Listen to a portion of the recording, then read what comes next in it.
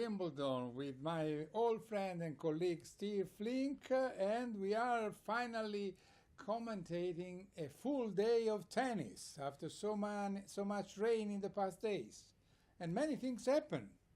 Yeah, it was a very interesting day on both the men's and women's sides because, as you know, Ubaldo, we lost a lot of seeds. The most prominent seed we lost among the men was Dominic Thiem, number 8, and then, of course, we lost the French Open champion, number 2 seed among the women. Sure. And that was a shock to see Muguruza go down in straight sets. Yeah, and go down to Sepelova, Yeah. who was coming from qualifying. You know, that's unbelievable. Yeah, it was a shock.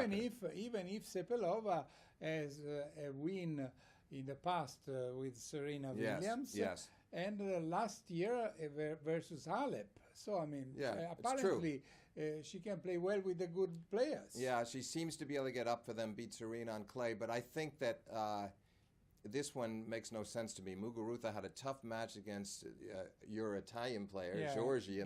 But they played well that match. That was a good match. Yeah, What I meant is I thought she'd improve coming off of that. She Yeah. was tested. She now is confident. She was in the finals here a year ago, and then she didn't give much of a competitive effort. She won 5 games.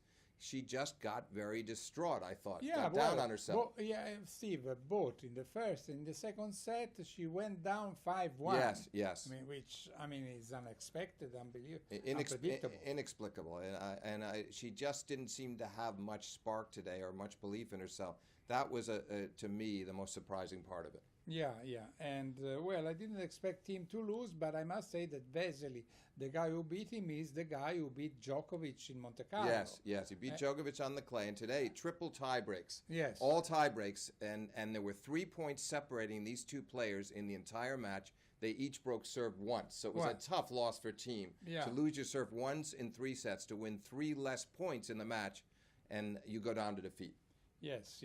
Well, it was, as you said, it was a day with a lot of seeded disappearing. Already in the second round, you should think that there are already 21 out of the 2 draws, 12 women and 9 men. Today, we lost 5 men. Thiem, number 8, Simon, number 16, Karlovic, number 22, Troicki, number 25, Per, number 26. Yes. And in the women, even worse, 9 women. Muguruza, as you said, mentioned Steve, number 2, Bencic, number 7, Pliskova, number 15, Konta, number 16, Svitolina, 17, Errani, 21, Jankovic, 22, Garcia, 30, Petkovic, 32. Just shows you it can happen when you have 32 seeds. Obviously in the old days we did 16. I preferred that, much preferred it. 32 is too many seeds, but you would not expect to lose that many in one day. Maybe it's been the bad weather, disrupted schedules, players out of rhythm, but and maybe it's the fact that it's the lone grass court major among the 4. I can't fully explain it, but it's got to be one of those 2 reasons. Yes, and then, we can give a look, on the American side, Venus Williams won, and then, on the North American side, Bouchard beat Konta, which is a good win. Because that was a nice win. Konta is number 16, was seated number 16, so a nice win for Bouchard, who's coming back. Yes, and of course she was in the finals here just a few years ago when she was also in the semis of the French and Australian Open. Yeah. She is trying to come back. Now her ranking's down in the high 40s, and she'd like to get back into the top 20 at least. This is a step in that direction. Sure.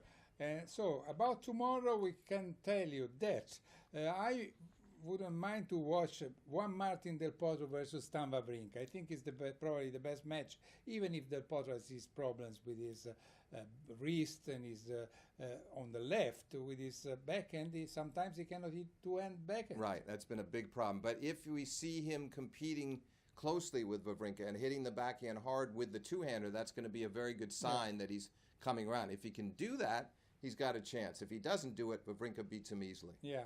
Oh, we forgot to say about today that Radwanska, number 3 seeded, had to save 3 match points, and the other girl was really very Konju was very unlucky because she twisted her ankle in a bad way, Yeah. and she had 3 match points, which she didn't play well, to be honest. Yeah, that was a tough break for her. Radwanska, you have to beat her, though. She's that kind of player, very consistent. She makes you beat her, and that's what happened in the end. She escaped. Yeah.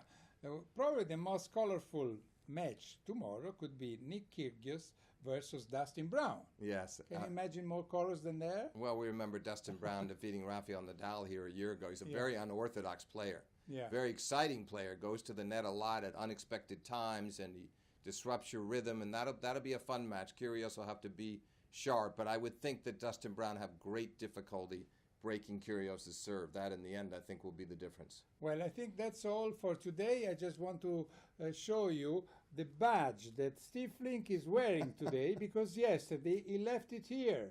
And if I hadn't brought it back to him today, he was out of the gates. So I would have never been allowed back into Wimbledon if it was not for Ubaldo. I thank you for that. Okay, so see you tomorrow from Steve Flink and Ubaldo Scanagatta. Bye-bye from Wimbledon.